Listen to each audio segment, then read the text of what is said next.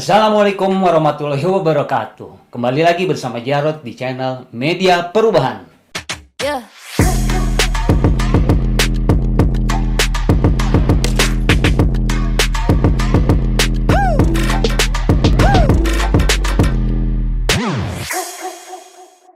Sahabat UMKM, kita akan bahas perihal digitalisasi usaha para pelaku usaha UMKM dimanapun berada. Semoga para pelaku usaha UMKM selalu mendapat kemudahan urusan ya, agar penjualan ataupun usahanya terus bertambah, bertumbuh. Amin.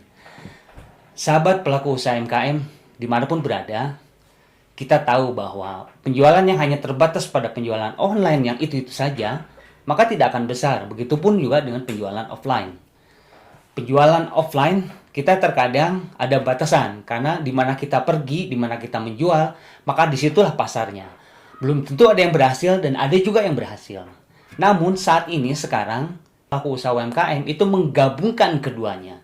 Ada penjualan online dan ada juga penjualan offline. Sehingga kedua ini memberikan masukan yang sama-sama berarti. Pelaku usaha UMKM, digitalisasi itu memang mudah diucapkan.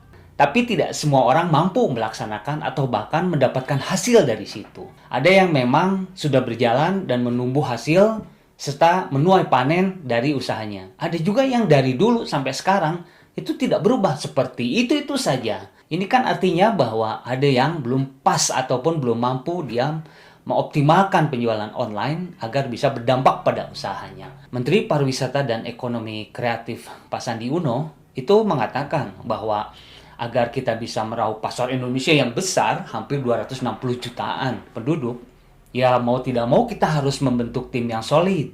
Selain itu, juga harus disiplin mengatur keuangan. Supaya dengan disiplin keuangan, maka ada pembedaan atau pemisahan antara keuangan pribadi dan juga keuangan usaha. Satu. Yang kedua, dengan manajemen tim yang solid, kita tidak bisa seperti pelaku usaha tambal ban. Dia terima customer, dia kemudian melakukan ataupun misalnya membereskan ban yang bocor, kemudian menerima uangnya. Kalau seperti itu, akan yakin konsepnya berbeda. Karena ketika konsep berdagang dan berbisnis itu berbeda. Berdagang bisa jadi dia menekuni usaha tersebut, ya seperti itu saja terus. Tahun demi tahun tidak ada perubahan. Tapi ketika berbisnis, maka sistem yang ada itu harus dibentuk. Karena dengan demikian akan ada pertumbuhan dari usaha yang digelutinya. Nah, para pelaku usaha UMKM dimanapun Anda berada, bagi pelaku usaha mikro dan ultramikro, bisa jadi akan kesulitan apa yang dikatakan oleh Pak Sandi Uno. Karena yang terlibat kan mungkin hanya beberapa orang saja, entah suami atau istri, dan juga anak-anaknya. Kalau anak-anaknya sendiri memang sudah punya pekerjaan atau terbatas, maka hanya 2 orang ini yang menjadi pelaku usaha di ekonomi mikro tersebut. Mungkin ini yang bisa menjadi patokan ataupun bisa jadi sebuah pemikiran nih, baik dari pelaku usaha UMKM ataupun pemerintah melalui dinas-dinas yang menangani usaha UMKM tersebut, seperti Dinas Koperasi dan UMKM atau Dinas Perindustrian Perdagangan atau Indak. Nah, itu juga harus memikir sendiri bagaimana, karena ternyata suka tidak suka pelaku usaha UMKM itu sendiri adalah sokoguru daripada ekonomi di Indonesia ini, dan 82,9%-an loh kalau nggak salah itu kontribusinya dan terhadap PDB, atau yang kemarin-kemarin sebelum pandemi itu bisa total sekitar 64 juta para pelaku usaha UMKM. Dengan beberapa tahun, 3 tahun dari 2019 sampai sekarang tentu akan mengalami drop ataupun misalnya mengalami penurunan sangat. Nah, ini kan yang sebetulnya yang tadi sempat diutarakan oleh Mas Sandi Uno, ini kita harus kembali lagi bergerak agar pasar yang 260 jutaan ini tidak hanya diambil oleh pelaku usaha yang kecil besar saja, tapi harus juga oleh para pelaku usaha mikro dan ultramikro. Kemudian, lebih-lebih kalau ternyata dari pelaku usaha negara lain yang datang ke Indonesia mengambil keuntungan ini, maka ini juga merupakan satu kesalahan. Nah, ini yang harus segera dilakukan percepatan di para pelaku usaha UMKM. Insya Allah, walaupun dalam kondisi yang tadi dikatakan oleh Pak Sandi Uno memang tidak mudah. Kita tahu mengatur keuangan pelaku usaha itu butuh kepiawaian ya, apalagi para pelaku usaha UMKM yang mikro ke bawah. Maka ketika uang pribadi ternyata misalnya dibawa usaha, hasil keuntungan usaha kemudian masuk lagi ke pribadi, maka akan sulit untuk mengaturnya gitu. Suka tidak suka memang kalau mau berbicara pelaku usaha UMKM itu senang berbicara penjualan. Tapi kalau berbicara terhadap pengaturan keuangan, mereka sering mengeluh dan kadang udahlah, yang penting jual aja deh. Artinya untuk hidup sekarang kita bisa dapatkan. Nah, ini yang mungkin mindset pola yang harus kita benahi ke depannya. Mudah-mudahan, tentu kan Pak Sandi Uno sebagai menteri dan kreatif juga beliau pelaku usaha besar nih, bisa menjadi contoh ataupun motivasi bagi kita untuk bisa memperbaiki digitalisasi usaha online kita. Baik, dan ternyata nih sahabat UMKM, Wakil Menteri Perdagangan Pak Jerry Sambuaga sendiri pun beliau mengatakan dalam informasi di online-nya bahwa tantangan yang dihadapi pemerintah untuk mensupport para pelaku usaha UMKM untuk digitalisasi itu ternyata ada salah satunya adalah 3 poin. Yang pertama adalah infrastrukturnya. Yang kedua adalah literasi dan sosialisasinya. Yang ketiga adalah kesempatan bagi UMKM untuk bisa digitalnya.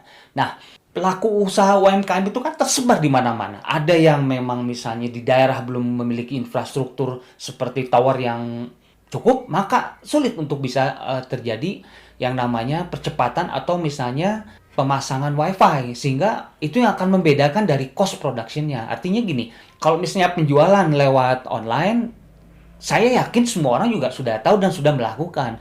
Tapi karena mungkin kalau harus membeli kuota dengan jumlah yang lumayan, maka bukan untung malah jadi buntung. Nah, sementara ketika dengan WiFi, kalau kita hitunglah paling mulai itu sekitar 250 ribuan sebulan, maka itu bisa optimal. Setidaknya optimal bagi 2 orang saja untuk melakukan penjualan melalui online. Nah, inilah yang sebetulnya pemerintah pun sudah mengakui bahwa kalau di kota, misalnya di Bandung nih, provider banyak. Kita mau pakai WiFi dari mana nih? Dari A, dari B, dari C, banyak. Dan pilihannya ketika mereka tidak melayani dengan betul, maka bisa berpindah dengan mudah gitu.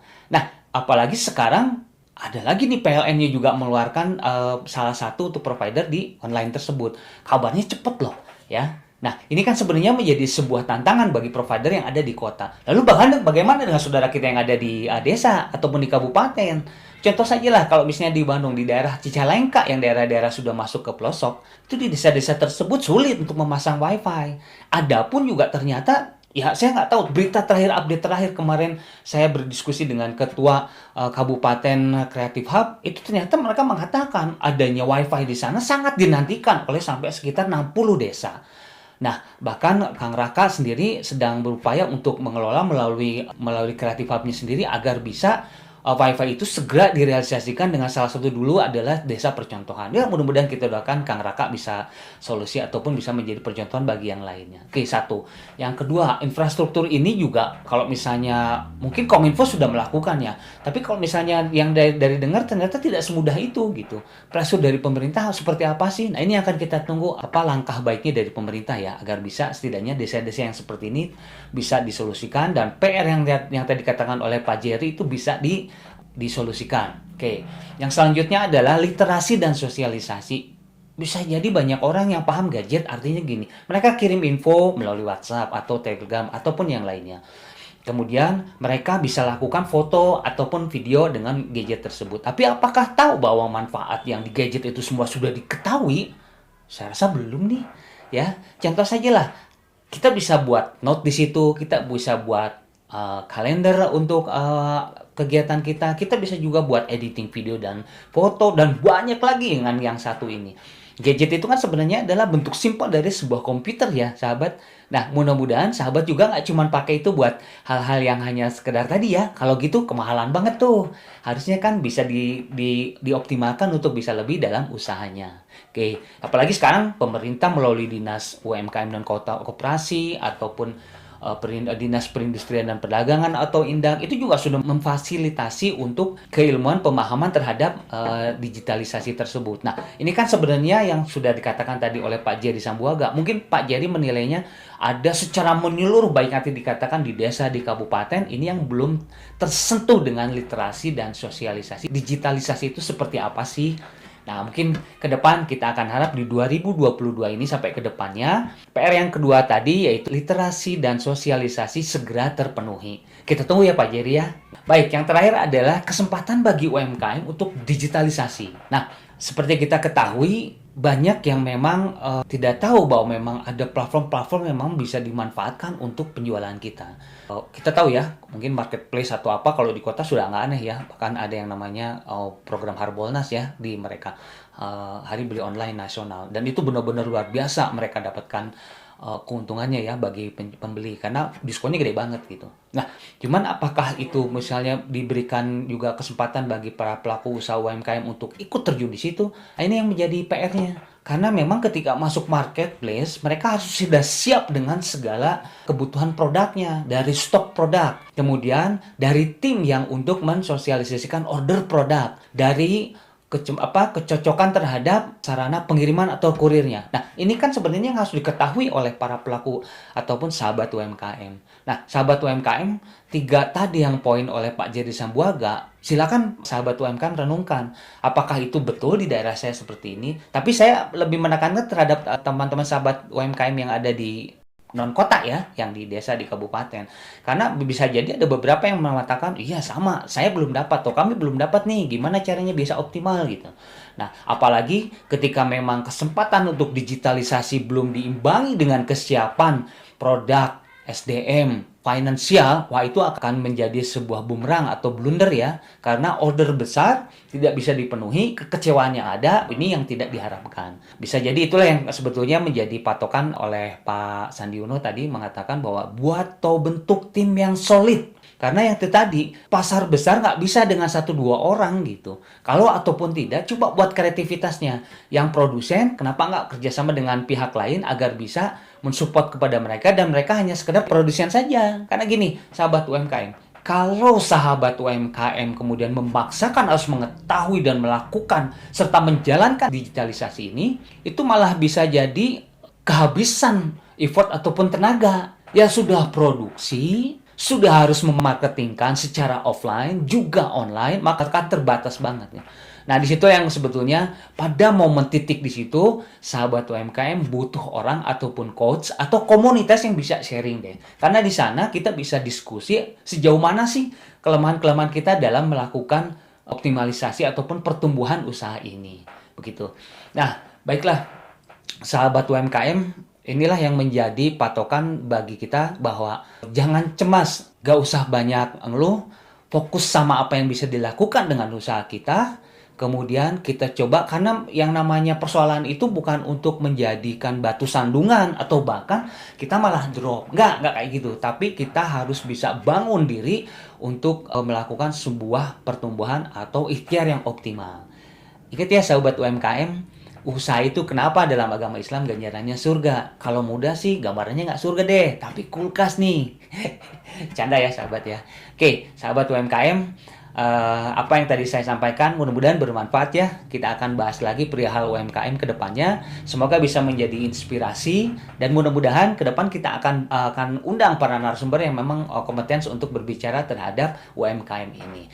Sahabat, kalau memang yang tadi dikatakan masih ada pertanyaan, silakan tadi poin-poin tadi ataupun ada yang mau ingin komentari atau ingin diberikan masukan, silakan tulis di kolom ya di channel Media Perubahan ini. Semoga bisa menjadi sebuah wahana untuk interaksi dan saling bertumbuh terhadap usahanya masing-masing. Itu saja dari saya. Terima kasih. Tetap semangat. Salam perubahan.